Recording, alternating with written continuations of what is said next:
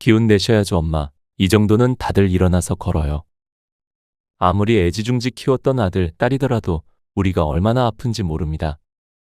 그래서 그런지 올해 70대가 된 한 어르신의 이야기는 많은 분들에게 공감을 받았습니다. 청춘에 혼자 되어 두 남매를 키워 둘 다 출가를 시키고 혼자 사는 70대 노모입니다. 자식들한테 전화 오면 반갑게 받고 안 오면 올 때까지 기다립니다. 무슨 공개적으로 할 말이 있으면 가족 단체톡을 만들어 가끔 소식도 전하고 지냅니다.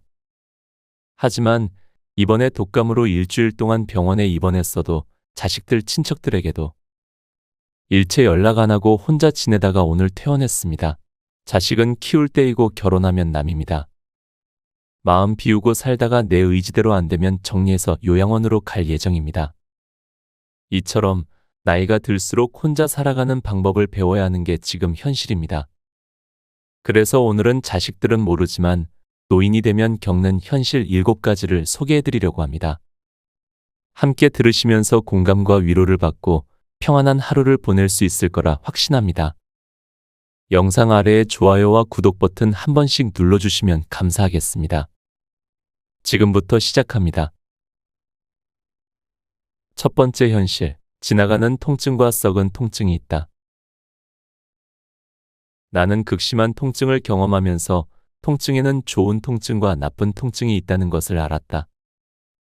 다시 말해 어느 정도 시간이 지나면 없어지는 통증과 썩은 통증 두 종류가 있다. 예를 들어 운동을 했을 때의 근육통은 건강한 통증이다. 그에 비해 악성 통증은 살과 뼈가 썩는 느낌의 통증으로 이것은 주로 질병에서 오는 통증이다. 치통도 이런 악성 통증에 속한다. 이 썩은 통증은 정말 반갑지 않은 통증이라 도망치고 싶어진다. 그에 비해 많이 걸어서 다리가 피곤해 느끼는 근육통 같은 지나가는 통증은 건강한 통증으로 시간이 지나면 낫는다. 그러나 지나가는 통증도 정도가 점점 심해지면 만성, 즉 썩은 통증이 될 것이다. 통풍으로 인한 통증으로 한동안 다리를 끌면서 걸었더니 반대쪽 다리에 무리가 왔다. 그 바람에 이번에는 그 건강한 다리에도 통풍의 통증과는 다른 통증이 생겨 썩은 통증에 가까워졌다. 이런 게 가장 무섭다. 몸의 한 곳이 나빠지면 그것이 몸 전체에 이런저런 영향을 준다. 노인병은 어느 날 문득 재발하기에 사전에 철저히 대비해야 한다. 아침에 일어나서 왔다. 시작이다라고 느껴지면 서둘러 대책을 실행할 필요가 있다. 혹사시킨 다리의 관절통도 언젠가 분명 썩은 통증이 된다. 그 부분이 너덜너덜해진다고 할까? 조직이 파괴되어 외과 수술로는 해결되지 않게 된다. 더 심해지면 암이 될 것이다. 두 번째 현실, 예순의 양치질의 중요성을 깨닫다. 내게 지금까지 매일 식후에 부드러운 칫솔로 위아래 이를 깨끗이 닦으세요. 특히 어금니 안쪽까지 칫솔질을 해 음식 찌꺼기를 잘 제거하세요 하고 지도해준 치과 의사는 한 명도 없었다. 정말이다. 대형 건물 안에 개원한 낮 시간 동안 직장인 상대의 보험 치료를 하는 게 진료의 대부분인 업무 지구에 치과 의사가 환자 개인에게 맞춰 양치질을 교육하는 일은 없다. 매일 이런 일을 해서 피곤하다는 얼굴로 환자를 기계적으로 진료할 뿐이다. 나이 들어서도 양치질의 중요성을 이해하지 못한 나는 멍청했다. 서양인은 대체적으로 양치질을 열심히 한다. 일본인도 양치질을 꽤 열심히 하는 축에 속한다. 이가 빠진 채 그대로 있는 사람이 많은 나라가 후진국이다. 솔직히 말해 그동안 나는 양치질을 건성으로 생각한 후진국 단계의 일본인이었다. 내게 3년에 걸쳐 귀중한 깨달음을 준 치과 의사는 당신도 이제야 알았냐는 듯 깨달았으니 이제부터 시작이에요라고 자상하게 말해주었다. 아직 앞니는 이렇게 가지런하잖아요. 나이에 비하면 건강한 편이에요. 더 안 좋은 사람도 많아요. 양치질을 소홀히 한 것 치곤 건강한 이가 많이 남아있잖아요 하고 칭찬했다. 치과 의사는 환자의 입안을 들여다보면 평소 그 사람이 어느 정도 양치질을 하고 어떻게 치아를 관리하는지 알 수 있다고 한다. 이전에 다른 치과 의사에게 들은 이야기로는 치과 의사는 그 사람이 몇 살에 죽을지도 어느 정도 예측할 수 있다고 한다. 나를 각성시킨 치과 의사는 이런 말도 했다. 화장실에 가면 뒤처리를 하잖아요. 식사 후 양치질도 그것과 똑같아요. 나는 너무 놀라 말이 막혔다. 나는 내 담당 의사에게 어금니를 갈아내고 치료를 했기 때문에 양치질에 신경 썼더니 어금니 치주 질환이 80%는 나았어요. 욱신거리는 통증이 많이 가셔서 아침에 일어날 때 기분이 좋아요. 하고 보고했다. 나는 지금은 무슨 일이 있어도 양치질을 한다. 고작 이 정도의 것을 놓인 초년생이 될 때까지 몰랐다니. 나이만 먹었지 완전 초등학교 1학년 수준이었던 셈이다. 세 번째 현실. 팔팔하게 살다 한순간 죽는 사람은 드물다. 80대이지만 아픈 곳이 전혀 없다는 건강한 노인도 있다. 있기는 있다. 그런 사람은 심각한 병에 걸린 적이 정말 없을 것이다. 그리고 어릴 적부터 건강했을 것이다. 그래서 분명 한순간에 죽을 거라고 생각한다. 행복한 인간이다. 그러나 그런 노인은 전체의 1%도 안 된다. 60세가 되었을 때 몸 전체가 확연히 약해졌다. 나는 그렇게 느꼈다. 70세에 다시 눈에 띄게 몸이 약해진다고 한다. 80세에 다시 약해지고. 사람은 통증과 고통을 견디다가 죽어간다. 아프다는 말이 노인의 친구다. 계속 가벼운 통증과 함께해온 노인들 중에는 통증에 요령껏 적절히 대처하는 사람이 있다. 반면 통증에 대해 뭘 어떻게 해야 할지 전혀 모르는 사람도 있다. 훌륭한 죽음은 없다. 행복한 죽음도 없다. 죽음은 모두에게 평등하게 찾아온다. 누구에게나 죽음은 어느 날 갑자기 찾아온다. 나는 그날을 기다리는 것이 몹시 지루하다. 가벼운 통증을 견디면서 허둥대지 않고 식사량을 조금씩 줄여 평온하게 죽고 싶다. 그러나 과연 이런 달관을 실행할 수 있을까? 절반은 자신이 없다. 강한 의지로 그것을 실행하자고 생각할 뿐이다. 가족의 간호를 받으며 평화롭고 편안하게 죽고 싶다는 것은 주제넘은 이야기다. 그런 죽음이 어디 있나? 죽을 때는 모두 고독하게 혼자 죽는다. 그래도 의사 눈앞에서 죽지 않으면 사망 진단서를 써주지 않는다. 병원에서 죽을 때는 대개 숨이 넘어가기 직전에 의사가 와서 사망을 확인한다. 의사 눈앞에서 죽지 않더라도 역시 의사가 사체 검안서를 써야 한다. 상당히 번거롭다고 한다. 이런 이유로 구급차의 응급구조사들은 어떻게 해서든 의사 앞에 갈 때까지 환자를 살려서 이송한다고 한다. 노인병에 걸려 이런저런 증세로 통증을 안고 홀로 눈물 흘리는 사람들은 많다. 나는 외할아버지의 말년 모습을 생생히 기억한다. 정말 위험 있고 의연한 모습이었다. 그런 분이 구강암에 걸렸는데 이 병은 모르핀도 듣지 않아 정말 아파했던 것 같다. 병은 일단 걸리면 평생 문제다. 간단히 낫지 않기 때문에 적당히 친해지는 수밖에 없다. 고통을 다소 경감할 수는 있지만 그 증상을 지닌 몸에서 벗어날 수는 없다. 통증과 질병은 스스로 떠안아야 한다.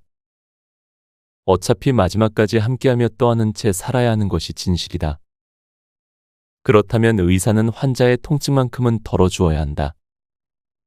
그것이야말로 의사가 절실하게 진심으로 해야 할 일이다. 네 번째 현실. 자식들이 늙어봐야 부모가 얼마나 아팠는지 안다. 가까운 친구에게서 들은 이야기다. 결혼해 외국에 살고 있는 50세 딸이 병에 걸린 80세 아버지를 보러 귀국했다. 그 딸이 아버지가 누워있는 병실에 들어서자마자 이렇게 말했단다. 왜 누워만 계세요, 아버지? 힘내세요. 그러면서 이불 위로 아버지의 몸을 탁탁 쳤단다. 그것은 딸이 아버지를 진심으로 위로하려 한 행동이었을 것이다. 아버지는 처음에는 그래, 그래 하고 딸의 말을 듣고 있었다. 그런데 딸은 아버지의 통증을 조금도 이해해주지 않았다. 딸이 계속해서 이불 위로 몸을 탁탁 치니까 결국에는 옆으로 돌아 누웠다. 아버지는 그만 됐다. 너하고는 말하기 싫어 하고 작은 소리로 말했다. 이것이 진짜 노인의 모습이다. 딸은 아버지가 누워있으면 간병의 일부가 자신의 책임이 되니까 아버지를 위로하고 용기를 준다. 아버지, 여든에도 건강하게 일하는 사람 많아요. 친아버지와 딸의 관계도 이렇다. 이 50세의 딸은 80세 아버지의 통증을 이해할 수 없다. 전혀 이해 못한다. 또 다른 사례를 보자. 80세 할머니가 55세 딸에게 다리가 아프다, 무릎이 아프다고 호소했다. 대부분 관절염이었다. 무릎 반월판 아래에 패킹 역할을 하는 부분이 닳아버린 것이다. 이런 증상이 나타나면 변형성 고관절증에 걸린다. 이 병에 걸린 할머니들은 오리 걸음처럼 뒤뚱거린다. 고관절이 아픈 사람의 걸음걸이다. 이런 X자, O자 다리가 되어버린 할머니들은 정형외과에서 수술을 통해 완충제 역할을 하는 실리콘인가 뭔가를 넣어 통증을 줄인다. 그렇게 겨우 통증에서 벗어난다. 상당수의 노인이 이 수술을 받는다. 수술로 상태가 호전된 사람도 많지만 그렇지 않은 사람도 있다. 수술을 한다고 해서 반드시 좋아진다는 보장은 없다. 그래서 나는 웬만하면 수술 안 한다 하고 경계심을 보이는 노인도 많다. 내 생각도 그렇다. 모든 수술하면 좋아지는 것은 아니다. 인생의 연륜을 쌓아온 노인들에게 아직 풋내기 노인 초년생인 내가 할 말은 아니지만 인생, 주의 깊게 움직이지 않으면 나중에 호된 꼴을 당하게 된다.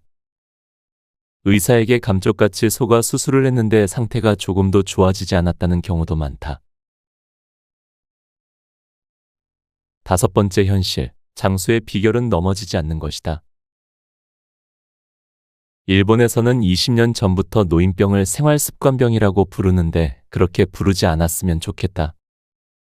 그냥 노인병이라고 하면 되지 않을까? 얼마 전까지는 성인병이라고도 했다. 노인이 되면 누구나 병에 걸린다. 100세까지 건강하게 장수하자는 터무니없는 운동을 벌이는 사람들이 있다. 안티에이징이라고 하는 모양인데 적당히 하라고 말하고 싶다. 장수 운동을 추진하는 의사의 대부분은 잘 보면 그저 장사치들이다. 그들은 위선자다. 노후된 기계가 그렇듯 인간도 나이 들면 몸 이곳저곳에 부품이 고장난다. 나는 아직 경험하지 못했지만 70세가 넘으면 계단을 오르내리는 것이 싫어진다고 한다. 집안의 계단뿐만 아니라 지하철역의 계단도 무서워진다. 자신은 다리를 든다고 생각하는데 전혀 들리지 않는다. 발끝이 걸리고 비틀거린다. 발을 끌듯 걷는다. 불과 3cm도 올라가지 않는다. 결국 발끝이 걸려 넘어져 골절상을 입는다.